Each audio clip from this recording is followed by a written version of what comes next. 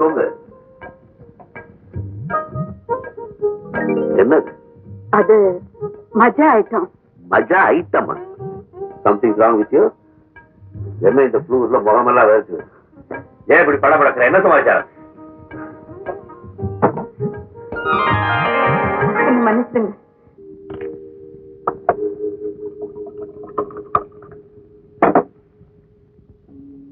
இத சாப்பிட்டா கற்பு பறிபோயிடும் நினைக்கிற ஜாதி நான் இல்லை.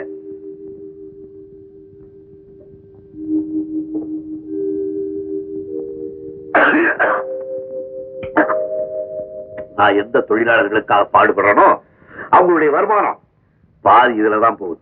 அப்படி போறதுக்கு என்ன காரணங்கிறத நானும் தெரிஞ்சுக்க வேண்டாம். போதுங்க.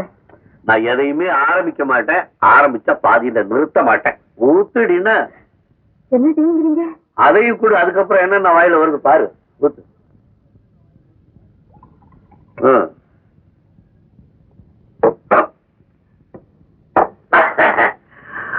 என்னங்க எப்படி இருக்கு? தூக்கம் வருதா? சும்மா ஜிவு ஜிவுன்னு இருக்கு. என்னங்க குத்துறீங்க? இது என்ன குத்து? என்னங்க என் மூஞ்சியே பாக்குறீங்க? உனக்கு எத்தனை மூஞ்சி? ஒரு மூஞ்சிதான். இங்க எல்லாம் இருக்கு.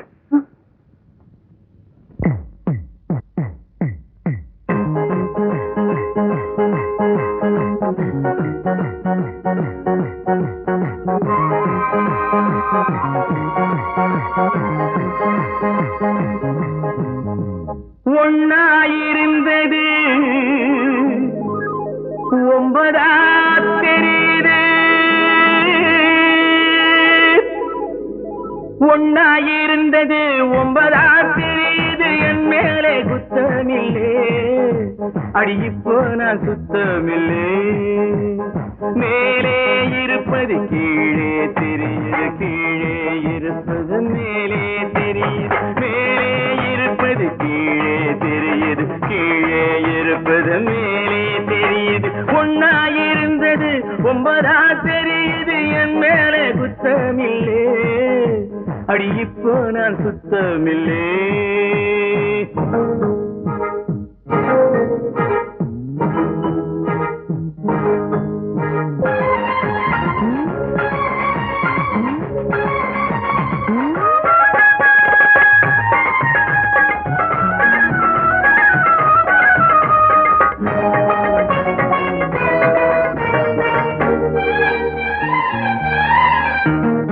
தஞ்சாவூர்காரே தண்ணீரே கூட சங்கீதம் பாடுவாண்டி, சதிகம பமகரி சதிகம பமகரி சதிகம பமகரி, தஞ்சாவூர்காரே தண்ணீரே கூட சங்கீதம் பாடுவாண்டி, கொஞ்சாதி முகத்தை பூவாக நினைச்சு வண்டாக ஆடுவாண்டி, கள்ள குடிக்குது துள்ளி குதிக்குது கட்டிலறையில விட்டு படிக்குது, மஞ்ச குடிச்சவன் நெஞ்சை அணைக்குது அத்த மகளுக்கு மெத்த விரிக்குது, கள்ள குடிச்சதும் துள்ளி குதிக்குது கட்டிலறையில மெட்டு படிக்குது, மஞ்ச குடிச்சவன் நெஞ்சை அணைக்குது அத்த மகளுக்கு மெத்த விரிக்குது, அம்மாடிய மேல் மூச்சு வாங்குதடி என் கீழ் மூச்சு ஏங்குதடி, ஒன்னாயிருந்தது ஒன்பதா தெரியுது, என் மேலே குத்தமில்லே, அடி இப்போ நான் சுத்தமில்லே.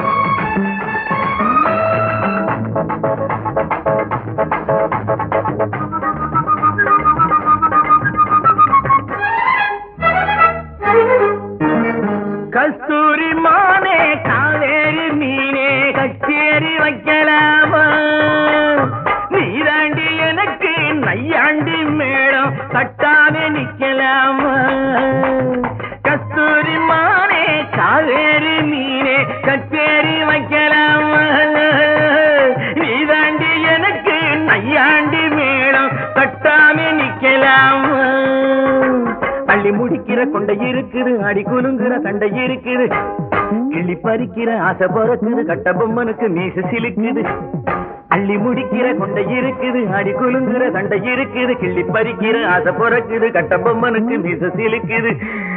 அம்மாடிய ஏதேதோ ஆச்சுதடி, ரொம்ப சூடேறி போச்சுதடி. ஒன்னா இருந்தது 9 தெரியுது, என் மேல குத்தமில்லே, அடி இப்போ நான் குத்தமில்லே. ஒன்னா இருந்தது 9 தெரியுது, என் மேல குத்தமில்லே, அடி இப்போ நான் சுத்தமில்லே.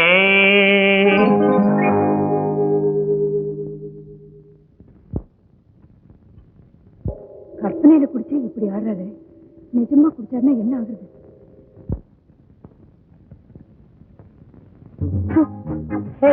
என்ன திடீர்னு கிளைமேக்ஸ்ல இருக்கீங்க?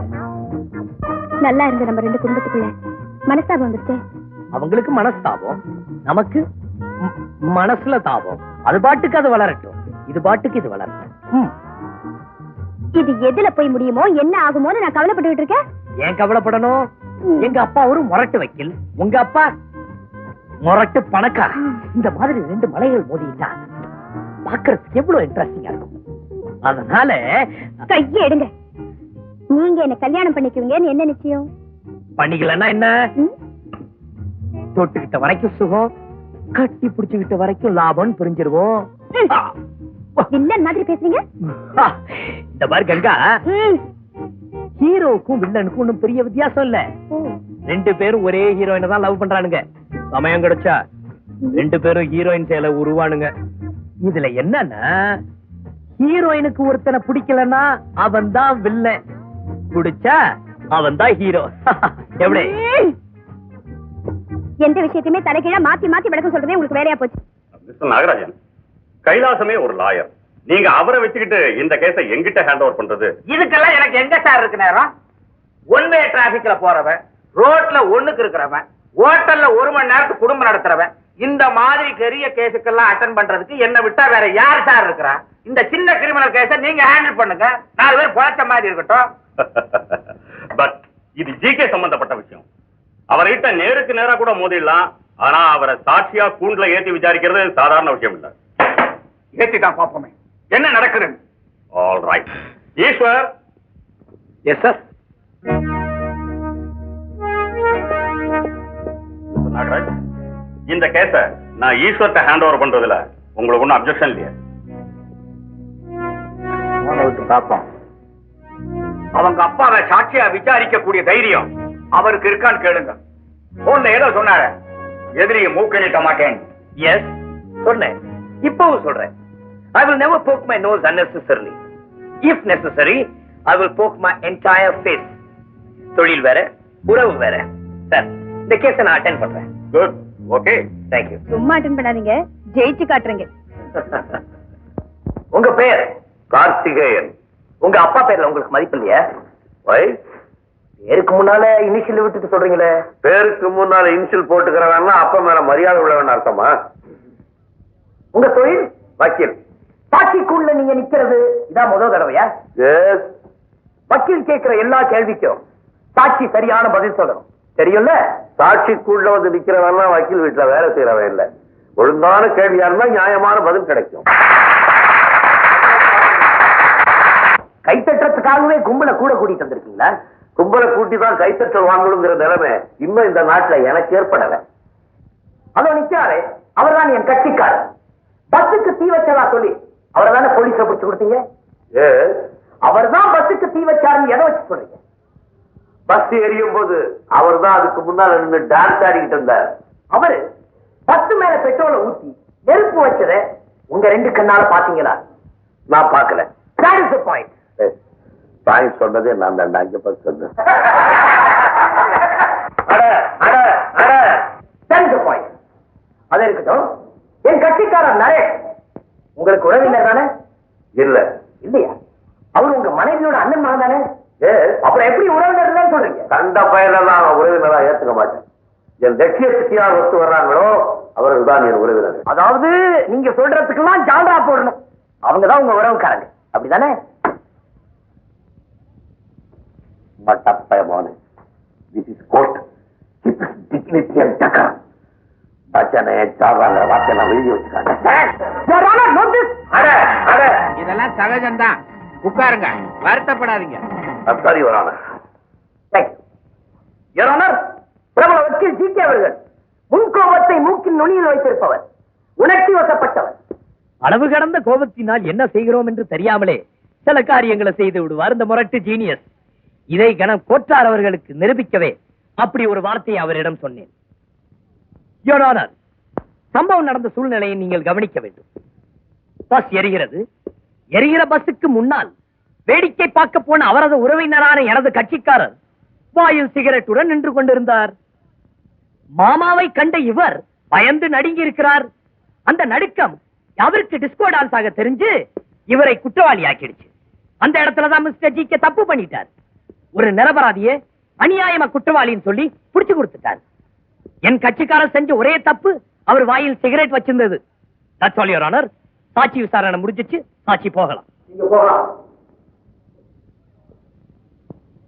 So, Your Honor, bus conductor மாணவர் தகராறு என்பது பஸ் கண்டுபிடிக்கப்பட்ட நாளிலேந்தே இருப்பதாலையும் யார் வேண்டுமானாலும் தீ வைத்திருக்கலாம் என்பதாலையும் மிஸ்டர் ஜி.கே. அவர்கள் ஒரு உணர்ச்சி வசப்பட்ட மனிதர் என்பது இங்கு நிரூபிக்கப்பட்டதால் வாங்க ஜி.கே. உட்காருங்க. பொதுமக்களுக்கும் பஸ் கண்டக்டருக்கும் அவன் பாட்டு பேசிக்கிட்டே இருக்கான். பப்ளிக் ப்ராசிக்யூட்டர் நீ என்ன பண்ற? நீங்க இருக்கீங்க என்னதான் அவர்களில் மண்ணாங்கட்டி நான் என்ன பண்ண முடியும்? என்னதான் சாட்சியா போட்டானுங்க. ஆமா, இந்த பஸ் கண்டக்டர் கிட்ட சண்டை போட்டான் அந்த பையன். அந்த சாட்சி எல்லாம் என்னாச்சு? அவங்க எல்லாம் பஸ் நின்னது இறங்கி ஓடிட்டாங்க சார். சிலரை பிடிச்சி கேட்டதுக்கு நாங்க பிறந்ததுல இருந்து பஸ்ஸே ஏறினது இல்லைன்னு சொல்றாங்க சார். இதுக்குத்தான் பொய் சாட்சி போடணும்ன்றது. பொய் சாட்சி போட்டா ஜி.கே.க்கு பிடிக்காது. இப்ப கேஸ் இழுக்கு.